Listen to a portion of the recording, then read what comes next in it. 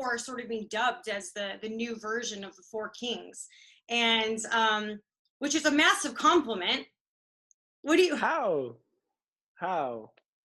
I became the king of my own division, and then they come up with this 4 Kings trying to relate to the 80s of the 4 Kings that were actually actual fighters. You can't compare that though. I'm not saying me. I'm just saying, no, what have they really done to be considered at least one king? There can only be one king in the division. Like Canelo said, there should only be one champion in the weight division, in the weight class.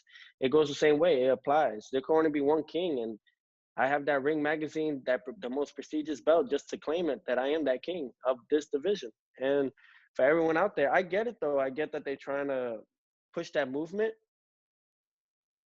but it's just not a movement that should be even talked about yet. Who have they faced? Well, first guy to step up. First guy to step up was Ryan Garcia, and he got dropped in the second round.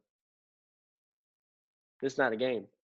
It's not easy. It's not. Some got it, some don't. He came back, and everybody applauded him for it. Good. But just letting everyone else know, and that's against somebody that is not a heavy hitter like Luke Campbell. Someone that's already on his way out. But those are the things that you got to look at. These are a few comments that Devin's made. Okay, he's referred to the rest of you as being scared to fight him. He said that you collected a franchise title, not a belt. He says that the franchise title is for ducks. And he said that he has the franchise belt, but I'm the WBC world champion.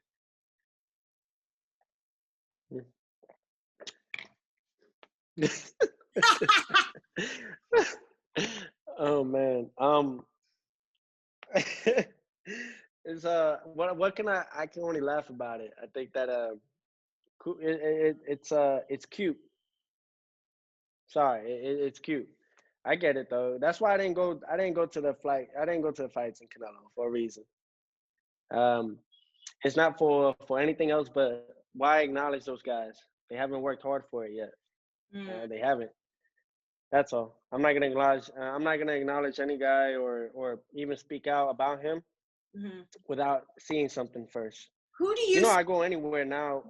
I go anywhere now, Michelle. I go anywhere, and I could go to any other fighter that I looked up to, and they'll come up to me and say, "Hey, you earned your stripes," and that's respect. Like I don't need to go after.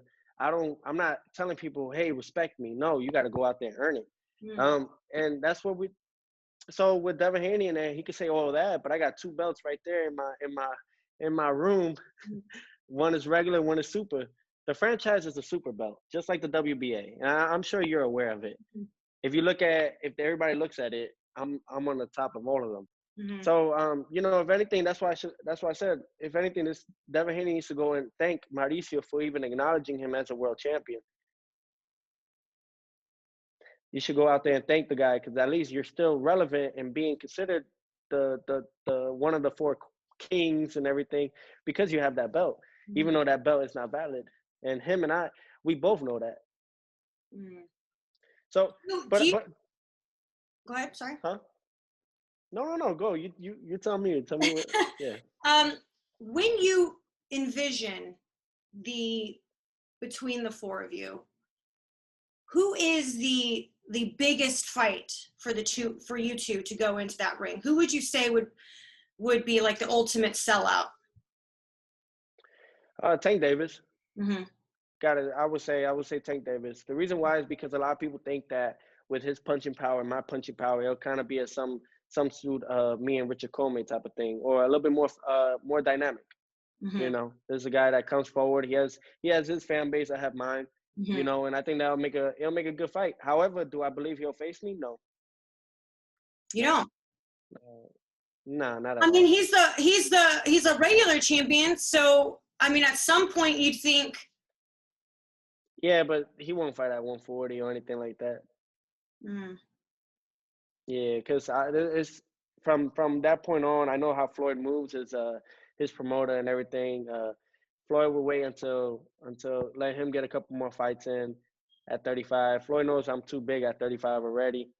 So it's just hopefully we can make a fight happen like that. Yeah, I love fights like that.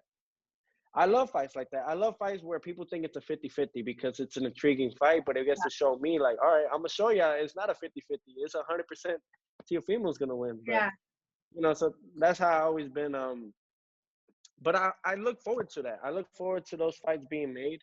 I really do. I don't know why people come at Teofimo for any of those things. Mhm. I don't. You're telling me I'm ducking these guys when I just faced the #1 pound for pound at the time, Mhm. or knocking out one of the hardest hitters at 135, Mhm. who was Richard Comey. I mean, there's a lot of things to it. Mhm. Now we're just looking for bigger and better fights. Jose Ramirez and Josh Taylor is another one that will be coming up in the works. That's what I was just going to say. So let's talk a bit about the potential of moving up, because your father said that he had hoped that you would move up. So are you interested in facing them? I'm pretty sure that there'll probably be a rematch clause in with them anyways to start with. But I mean, I'm assuming, but even then, once the rematch is sort of done and over with, that undisputed, I mean, would you want to move up and face the undisputed? Yeah, he's Of like, course, I would love to. Of course, but of course, I want to definitely do big and just bigger things. So I'm all about chasing the glory, making a legacy for myself. So I can leave a legacy, and that's it. Just doing big things like that. Becoming the youngest 4-belt era champion in boxing history, becoming the only undisputed lightweight world champion in boxing history, and that goes with Roberto Duran, Sugar Ray Leonard, and so many other great fighters that were coming from there. For me at 23, I think that there's no I do you how feel you like you're could at your peak? visualize some. Do you feel like you're at your peak? You're not even at your peak. Yeah, that's No, dangerous. that's why I was saying, like, yeah, like that's what I was getting to. Is do you ever feel like there's somebody, okay, I can see them getting to this long, and then seeing them at this moment or at this rate, there's no limit right now. Mhm. There's no like set peak or there's no mountain that high right now that you could think of that Teofimo could. All right, I can see him at this peak, and that's it. No. That's the dangerous part. That's why I told these fighters, and I told all of them, they had 4 months to come at me with a contract and everything. And I told them like this, come fight me now, because it's better than when 2-3 years from now it's gonna be forgotten. Like, Mhm. the Right. reason why is because I'll be at my prime then. And I'm still, yeah. as you get older, naturally, especially with men, your body, your muscle weight sits different. So, do you feel? What do you feel the highest weight class you think that you might be able to get to? Ooh, I said 154, 160. Yeah, in the People long think I'm run. crazy Yeah. for. Yeah, in the long run, of course. Like, Mm-hmm. that's probably like when I'm almost hitting 30. my 30s or something like that. Hmm. Yeah. Yeah. Still working on it. No rush. You're only 23, for crying out loud. You got a long career. So long as you keep fighting the way you do and not taking damage, then you got many years ahead of you. Hey Fight fans, it's Michelle Joy Phelps. If you haven't already subscribed to our YouTube channel, make sure you do so by clicking this icon right here, or else